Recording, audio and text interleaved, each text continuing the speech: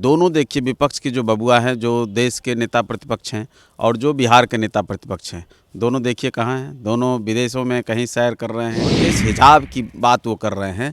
मुझे नहीं लगता कि उन बहनों को कोई आपत्ति है जो नीतीश कुमार को अपना पिता तुल्य मानती हैं, जो नीतीश कुमार में अपना अभिभावक देखती हैं। नेताओं के अंदर भी कुछ भय हो या कुछ उस तरह की बात हो, एक तो कारण वो है।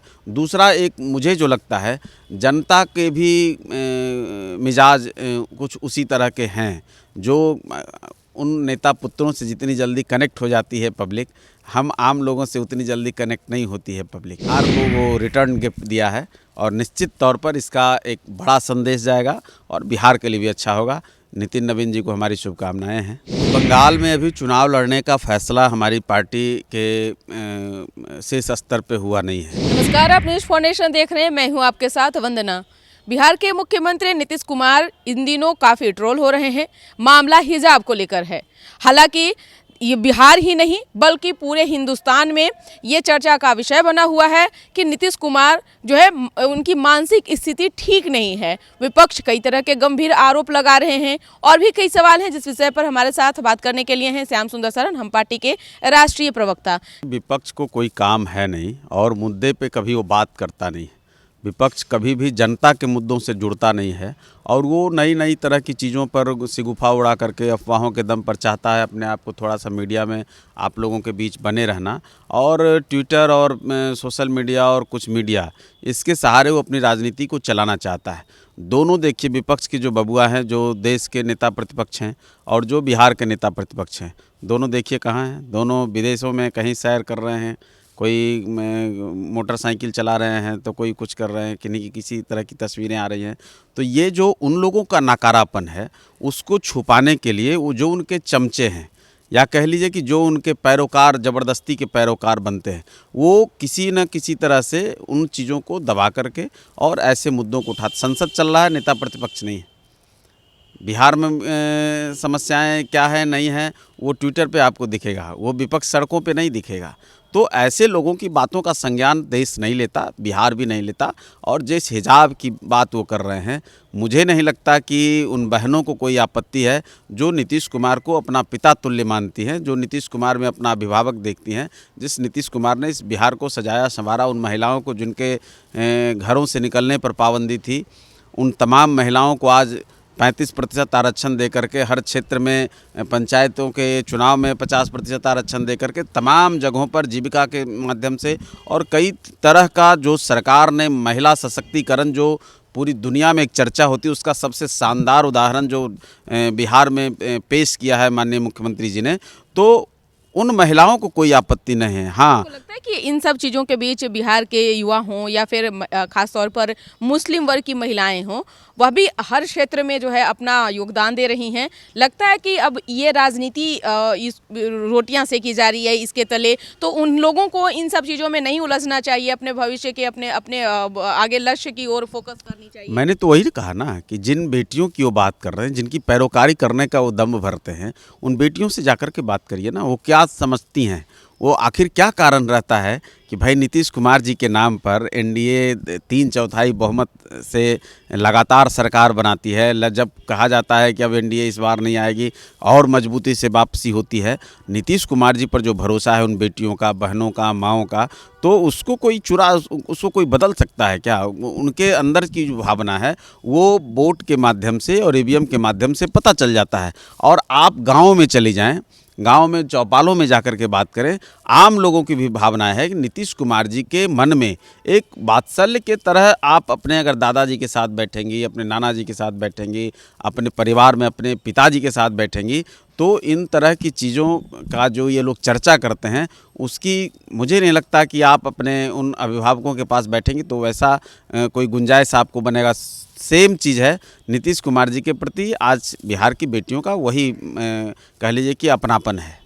आपने देखा होगा बिहार में इन दिनों एनडीए के जो सहयोगी हैं बीजेपी, खास तौर पर बीजेपी की हम बात कर रहे हैं, बीजेपी इन दिनों चौंकाने वाले फैसले मतलब बिहार को लेकर के दे रही है। चाहे आप देख लीजिए कार्यकारी अध्यक्ष जो बनाए गए या फिर प्रदेश अध्यक्ष भी बनाए गए, वो भी वैश्य समाज से, तो पहले भी थे दिलीप जायसवाल, वो भी वैश्य समाज से ही आते हैं। लेकिन इन सब फैसलों से क्या लग रहा है कि और भी सहयोगी दलों को भी सीख की ज़रूरत है, जिस तरह से अभी परिवारवाद का नाम आगे आ रहा है या फिर अपने ही भाई भतीजों की बात हो रही है, तो सीख लेने की आवश्यकता है।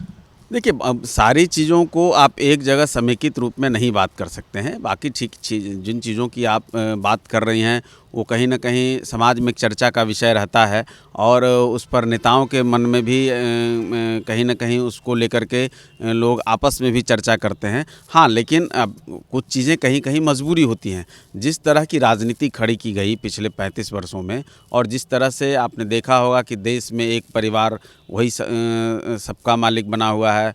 प्रदेश में जब आया, देखिए उसी कांग्रेस पार्टी की सरकार को गिराकर अब रानी के पेट से नहीं जनता के वोट से राजा पैदा लेगा, ये सारी बातों का नारा देने वाले लोग जब उस तरह की राजनीति को परोस रहे थे और जब एक ऐसी परिस्थिति बना दी गई तो उसमें कई पार्टियां खड़ी हुई और कई पार्टियां जब खड़ी हुई फिर आपने देखा होगा कि कई तरह के बयान, आपने उपेंद्र कुशवाहा जी का भी बयान सुना होगा और कई तरह की ऐसी परिस्थितियां आई, उसमें से नेताओं के अंदर भी कुछ भय हो या कुछ उस तरह की बात हो, एक तो कारण हुआ है। दूसरा, एक मुझे जो लगता है जनता के भी मिजाज कुछ उसी तरह के हैं जो उन नेता पुत्रों से जितनी जल्दी कनेक्ट हो जाती है पब्लिक, हम आम लोगों से उतनी जल्दी कनेक्ट नहीं होती है पब्लिक। ये कहीं ना कहीं मुझे लगता है कि इस पर एक बड़ी बहस की ज़रूरत है और ये कोई छोटी बात नहीं कि हम एक बयान से इसको गलत या सही साबित कर दें। हाँ, ये बड़ा विषय है और इस पर चर्चा होनी भी चाहिए। बाकी रहा सवाल भारतीय जनता पार्टी ने जो अपने राष्ट्रीय कार्यकारी अध्यक्ष का मनोनयन किया है या उनके जो प्रदेश अध्यक्ष हैं, उनके प्रदेश अध्यक्ष तो बड़े वरिष्ठ हैं, 6 बार के एमएलए हैं और मंत्री भी रहे हैं, कैबिनेट में बिहार सरकार में रहे पिछली बार। और नितिन नवीन जी भी 5 बार के एमएलए हैं, उनके भी पिताजी भारतीय जनता पार्टी के बड़े नेता थे और नवल किशोर सिन्हा जी 4 बार वो भी एमएलए रहे। एक लंबा उनका भी राजनीतिक इतिहास है, एक लेगेसी है। और नितिन नवीन जी बड़े कूल मैं उनको समझता हूँ। लंबे समय तक मंत्री रहने के बाद भी उनके स्वभाव में, विचार में आपने कभी वो ठसक नहीं देखा होगा। बहुत आम एकदम जैसे कार्यकर्ता होता है, उसी तरह से बगल में आपके ऑफिस के बगल में उनका ऑफिस लगातार उसी तरह से चलता रहा। जब वो एमएलए थे तब भी, जब वो इतने बड़े बड़े मंत्रालय को संभाल रहे थे तब भी, तो ठीक है। और राजनीति में ये बहुत ही अच्छा संदेश भी गया है। और ख़ास करके मुझे तो याद है कि पिछली बार जब भारतीय जनता पार्टी के राष्ट्रीय अध्यक्ष का चुनाव होना था, जब नड्डा साहब चुने गए थे, तो हम लोग तो उस समय एनडीए के हिस्सा नहीं थे। मैंने तब मांग की थी और आप ही के चैनल पे भी मैंने कहा था कि भाई बिहार को कभी भारतीय जनता पार्टी ने राष्ट्रीय अध्यक्ष नहीं दिया है, तो बिहार को एक बार ये मौका मिलना चाहिए। और मुझे लगता है कि उस बार न सही इस बार सही, जब हम सहयोगी दल हैं उनके, तो एक बिहार को अच्छा उन्होंने उपहार दिया है, जो एक 3/4 की बहुमत बिहार ने भारतीय जनता पार्टी और एनडीए और नीतीश कुमार जी के नेतृत्व में दिया। तो उसका मुझे लगता है कि भारतीय जनता पार्टी के शीर्ष नेतृत्व ने बिहार को वो रिटर्न गिफ्ट दिया है और निश्चित तौर पर इसका एक बड़ा संदेश जाएगा और बिहार के लिए भी अच्छा होगा। नितिन नवीन जी को हमारी शुभकामनाएं हैं। बिल्कुल, आखिरी सवाल एक है, बंगाल में चुनाव होने हैं, किस तरह की तैयारी है हम पार्टी की? कितने सीटों पर चुनाव लड़ेंगे या फिर आप लोग समर्थन ही करते रह जाएंगे?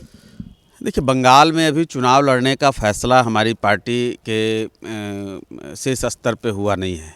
कुछ चर्चाएं हो रही हैं और उन चर्चाओं में जो कुछ निकल कर आता है, जल्दी मुझे लगता है कि उस पर हमारी राष्ट्रीय कमेटी बैठेगी और उस पर चुनाव लड़ना है या चुनाव में किसी को मदद करना है। देखिए, बंगाल की जो स्थिति है, बंगाल एक भयावह दौर से गुजर रहा है और पूरे देश में जो कश्मीर के हालात थे कभी 90 के दशक में, उससे बदतर स्थिति में अभी बंगाल पहुंच चुका है। ममता दीदी के नेतृत्व में मुझे नहीं लगता कि जनता को वो ममता दे पा रही हैं, वो वात्सल्य दे पा रही हैं और एक निरंकुशता की हद को पार कर रही हैं। तो निश्चित तौर पर बंगाल को अभी उससे निजात दिलाने की आवश्यकता है। बंगाल को कैसे उस निरंकुश सत्ता से बाहर निकलने का मौका मिले, लगभग 25-30 वर्षों तक कम्युनिस्ट पार्टी का शासन रहा और पिछले 20 वर्षों से अब ममता दीदी का शासन है 15 वर्षों से। तो मुझे लगता है कि उस कुशासन से कैसे मुक्ति मिले, इस पर भी हमारी पार्टी विचार कर रही है और चुनाव लड़ेंगे या चुनाव में किसी को सहयोग करेंगे, ये मुझे लगता है कि अगले 10-15 दिनों में तय हो जाएगा। बहुत बहुत शुक्रिया न्यूज़ 4 नेशन से बात करने के लिए। तो ये थे हमारे साथ बात करने के लिए श्याम सुंदर शरण, हम पार्टी के राष्ट्रीय प्रवक्ता। आपको यह खबर कैसी लगी, आप अपना ओपिनियन कमेंट बॉक्स में जाकर जरूर दीजिएगा। सहयोगी आकाश के साथ न्यूज़ 4 नेशन पटना।